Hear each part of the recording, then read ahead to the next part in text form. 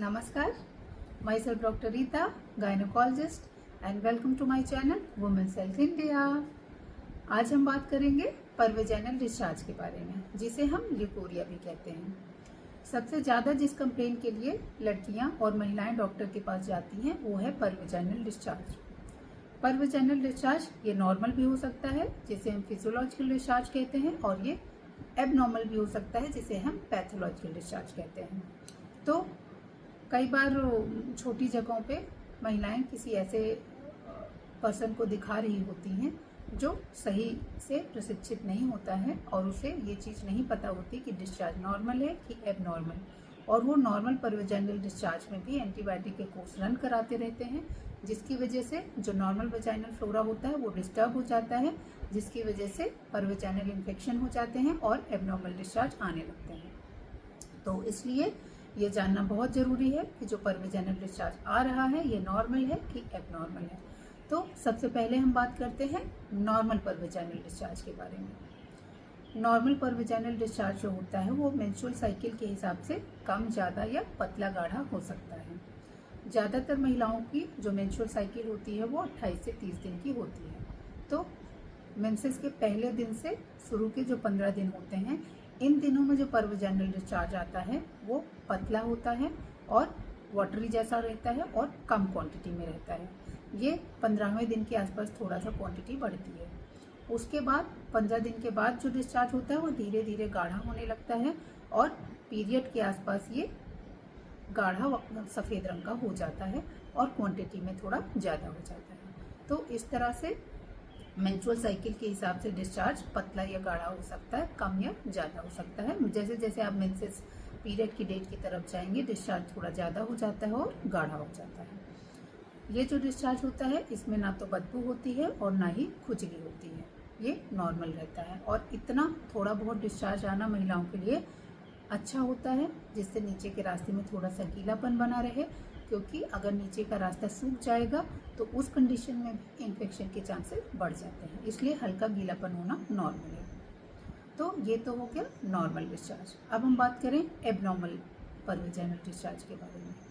तो जो abnormal परवेजाइनल discharge होते हैं वो ज़्यादातर किसी न किसी इन्फेक्शन की वजह से होते हैं। ये इन्फेक्शन आप बैक्टीरियल इन्फेक्शन भी हो सकता है, प्रोटोजोअल इन्फेक्शन भी हो सकता है, फंगल इन्फेक्शन भी हो सकता है। अब किन किन कंडीशन में ये इन्फेक्शन होने के चांसेस बढ़ जाते हैं, जैसे अगर प्रॉपर हाइजीन मेंटेन नहीं हो रही है, जैसे आप पैंटी, सूखी हुई पैंटी नहीं पहनते हैं, गीली पैंटी पहन लेते हैं, या पीरियड के समय गंदा कपड़ा यूज़ करते हैं, या पैड यूज़ करते हैं लेकिन एक ही पैड को बहुत लंबे समय तक रखे रहते हैं, साफ़ सुथरा बाथरूम नहीं है। दूसरी चीज़, अगर आप लंबे समय तक एंटीबायोटिक खा रहे हैं किसी चीज़ के लिए, वैसे में भी इन्फेक्शन होने के चांसेस हो जाते हैं।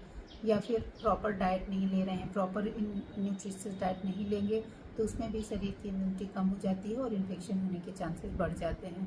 या फिर आप बहुत ज़्यादा स्ट्रेस लेती हैं, अगर बहुत ज़्यादा स्ट्रेस लेती हैं वैसी कंडीशन में भी नीचे से डिस्चार्ज आने की, पैथोलॉजिकल डिस्चार्ज आने के चांसेस बढ़ जाते हैं।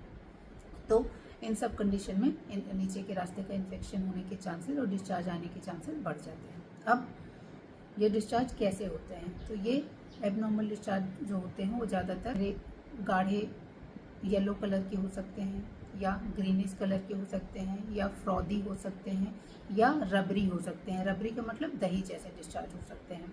ये जो डिस्चार्ज होते हैं इनमें बदबू आती है और इनमें खुजली बहुत ज़्यादा होती है। तो अगर ऐसे डिस्चार्ज आ रहे हैं जो बहुत गाढ़े पीले, हरे या मटमैले रंग के हैं, बदबू दे रहे हैं, उनमें खुजली हो रही है, तो ऐसी कंडीशन में आप तुरंत डॉक्टर से जाके मिलें। फिर आप इसको नॉर्मल ना समझें या ये ना समझें कि थोड़े बहुत धुलाई से ठीक हो जाएगा, क्योंकि अगर ये इन्फेक्शन बढ़ता गया तो धीरे धीरे ये ऊपर चढ़ने लगता है और बच्चेदानी तक ये इन्फेक्शन पहुंच जाता है, उसके आसपास के स्ट्रक्चर में भी पहुंच जाता है, जिसकी वजह से PID या क्रॉनिक इन्फेक्शन हो सकते हैं, जिसमें आपको ज़्यादा प्रॉब्लम हो सकती है। तो इसलिए अगर डिस्चार्ज नॉर्मल नहीं है तो आप इसे नॉर्मल ना समझें और तुरंत अपने डॉक्टर से जाके मिलें। इसके अलावा एक चीज़ और, कई बार महिलाएं या बच्चियां आती हैं या ना ये होता है कि डॉक्टर साहब हमें पानी चल रहा है जिसकी वजह से हम कमज़ोर होते चले जा रहे हैं। तो ऐसा नहीं है। अगर पर्वजेनियल डिस्चार्ज है तो वो किसी को पतला या मोटा नहीं करता है, ये अपने दिमाग से आप निकाल दें। डिस्चार्ज की वजह से कोई पतला नहीं होता है, पर हाँ, अगर डिस्चार्ज एबनॉर्मल है तो उसके लिए आप डॉक्टर से आके मिलें और प्रॉपर इलाज लें, वो ठीक हो जाएगा। आई होप आपको मेरी बात समझ आई होगी। सो आप नॉर्मल या एबनॉर्मल डिस्चार्ज की पहचान करें, और जब एबनॉर्मल डिस्चार्ज है तो घर में ना बैठें, तुरंत डॉक्टर से जाके मिलें। नमस्कार।